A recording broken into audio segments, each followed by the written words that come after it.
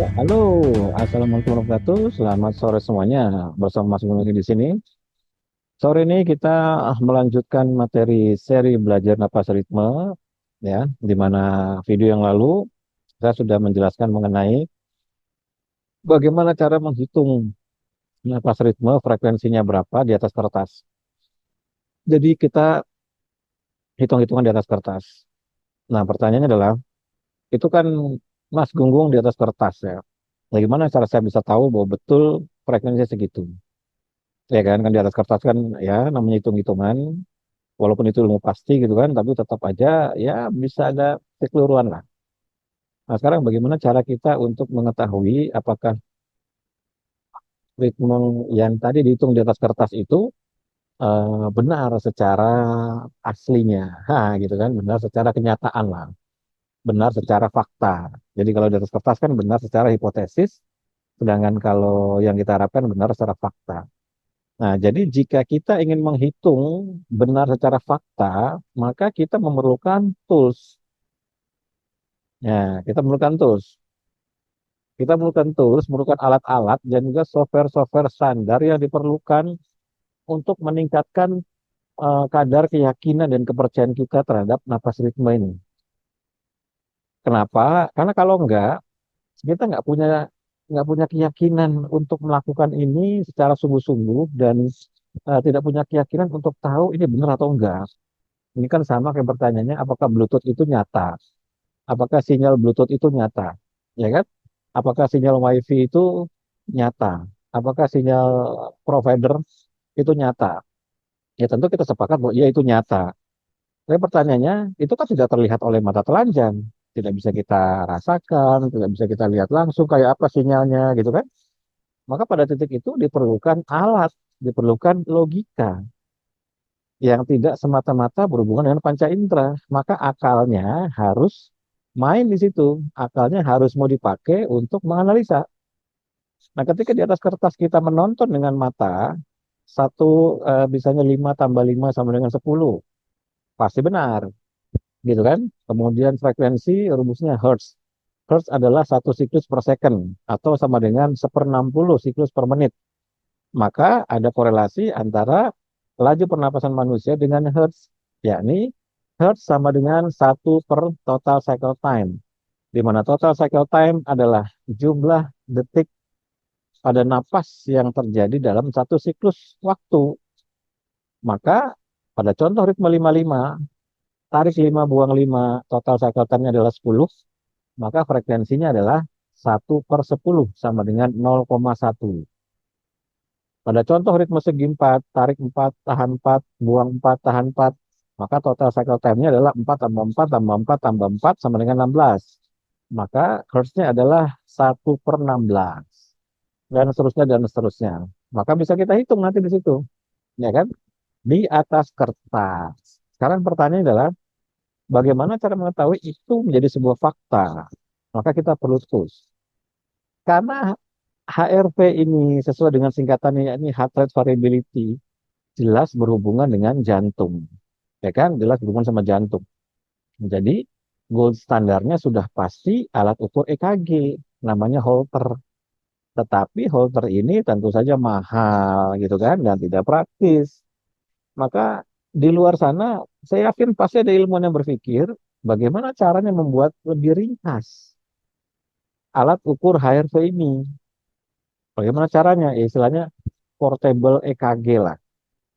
Nah, maka dibuatlah di luar sana perusahaan-perusahaan yang kemudian merumuskan berdasarkan standar dari HRV ini untuk membuat alat-alat.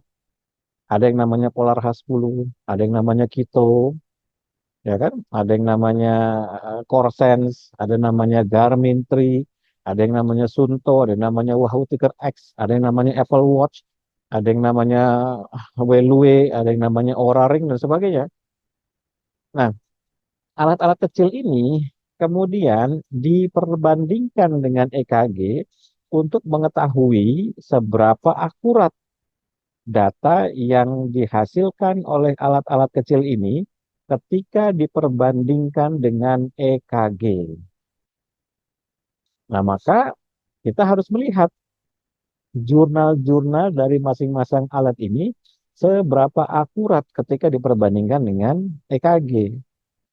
Berdasarkan hasil penelitian jurnal, didapati bahwa Polar H10 ini memiliki tingkat akurasi terbesar dibandingkan alat-alat yang lain dengan standar akurasi yang sangat tinggi, yakni 99,7%.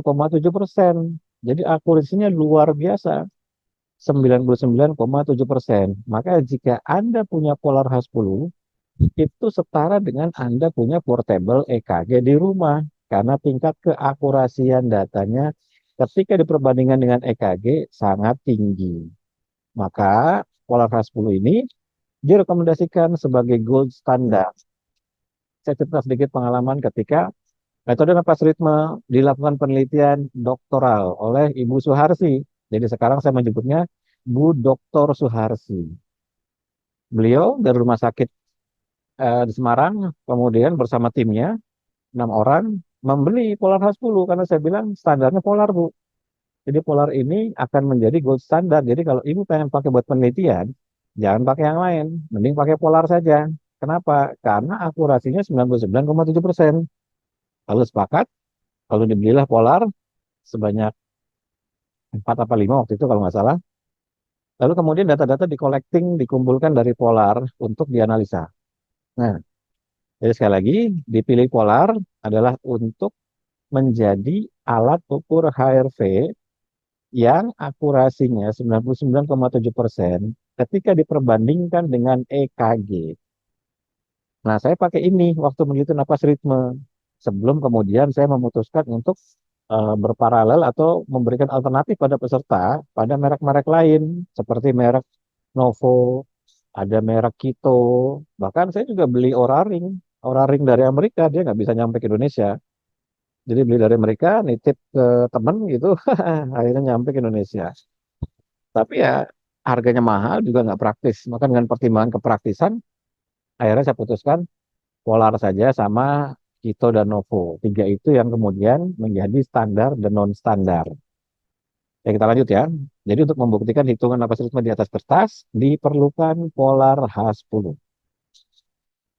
Kemudian kita butuh apa lagi? Kita butuh software pengukur HRV. Software ini ada banyak. Ada namanya Elite HRV, ada namanya iClip, ada yang namanya Apple Health, ada yang namanya Welltory, ada yang namanya HRV for Training. Ini saya cobain satu-satu. Ada beberapa yang berbayar. Kemudian pilihan jatuh pada Elite HRV. Kenapa? Karena dia gratis atau free. Karena free inilah maka kemudian menjadi dasar pertimbangan untuk saya sosialisasikan pada masyarakat. Jadi kepada siapapun yang kemudian belajar teori HRV menggunakan elit HRV, kecenderungan besar mesti sumbernya belajar dari Mas Gunggung tuh. Iya, karena sangat komprehensif. Nah, jadi software mengukur HRV atau elit HRV ini dipakai untuk apa? Ya, ini untuk mengukur data-data HRV yang dihasilkan dari tubuh kita. Agar apa? Untuk melihat berapa besaran frekuensi napasnya. Betul atau tidak hertznya, tepat atau tidak hertznya. Seperti itu. Apakah sudah cukup tadi pakai Polar H10 kemudian Elite HRV? Belum. Elite HRV ini adalah software yang diinstal di handphone. Dia walaupun bisa membaca data HRV seperti yang sebelah kanan ini ya, ada HRV time domain dan sebagainya, tapi dia terbatas tampilannya. Yang ditampilkan data-data pun terbatas. Maka kita butuh yang lebih komprehensif. Apa namanya? Yakni, oh ya, kenapa Elite HRV ini dipilih ya? Kenapa lebih? Karena akurasinya juga lumayan tinggi, sampai 92%. Lumayan untuk sebuah software gratisan. Data akurasi pengukurannya 92%. Ya kan? Yang berbayar ada yang lebih mahal, tetapi saya tidak pakai. Karena pertimbangan kepraktisan dan tidak semua orang mau untuk membeli software yang berbayar. Maka saya pilih Elite HRV. Jadi peserta yang belajar teori napas ritmenya Mas Gunggung, belajar HRV, ikut kelas Kurama, kuliah Ramadan HRV, pasti mereka harus punya alat dan wajib install Elite HRV. Karena syarat untuk membuktikan di dirinya sendiri. Nah berikutnya, kita butuh software analisa untuk melihat seberapa detail analisa data HRV-nya. Maka kita butuh ada dua alternatif software, namanya Kubios HRV Scientific dan ANS Analysis. ANS Analysis meski bagus, simple, tetapi mahalnya luar biasa. Dan dia sepaket harus beli iPad-nya. Mahal. Maka saya pilih Kubios HRV Scientific. Nah, bentuknya seperti ini softwarenya kurang lebih ya. Nanti kelihatan frekuensinya, kemudian berapa hertznya dan sebagainya. Kelihatan. Jadi data napas kita bisa dimasukkan ke sini untuk dianalisa. Kubius HRV Scientific, kenapa dipilih? Pertanyaannya begitu kan? Karena dia sudah memiliki lebih dari 5.000 publikasi ilmiah. Dia dipakai di lebih dari 140 negara dan sudah dipakai di lebih dari 1.700 universitas. Jadi istilahnya dalam bahasa saya itu mutawatir. Mutawatir itu software yang sudah dipakai orang banyak. Nah, sudah dipakai orang banyak. Jadi Kubios dipakai karena mutawatir. Karena mutawatir inilah maka dipilih sebagai software untuk melakukan analisa. Nah, Kubios terdiri dari dua macam, yakni Kubios eh, Kubios yang gratis dan Kubios yang berbayar. Jadi Anda silakan bisa pilih apakah Anda ingin menggunakan Kubios yang free, gratis, namanya Kubios HRV Scientific Lite, dan Kubios yang premium yang berbayar, namanya Kubios Scientific. Ya, kalau yang berbayar itu $680 per tahun. Ya, anggaplah sama PPN segala macam gitu ya, sekitar 10-an juta lah ya, kurang lebih ya.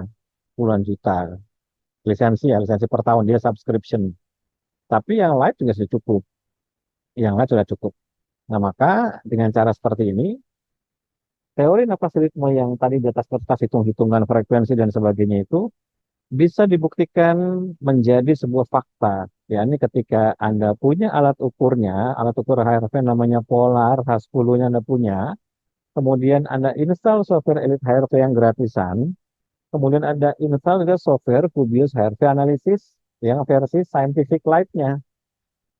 Nah, maka nanti Anda akan bisa melihat ada fakta di balik metode napas ritme bahwa frekuensi pada napas itu nyata, bukan karangan, bukan mereka-reka. Itulah kenapa di semua YouTube saya, ketika saya memunculkan sebuah ritme, maka selalu ditulis frekuensinya. Karena ini ciri khas dari napas ritme. Ini ciri khas dari napas ritme. Khas dari napas ritme itu adalah frekuensi. Dari teori frekuensi ini, kemudian kita menggunakan pemahaman resonansi untuk menghasilkan skill-skill yang bermanfaat bagi kesehatan. Seperti apa nanti kita akan membahas di kesempatan yang akan datang.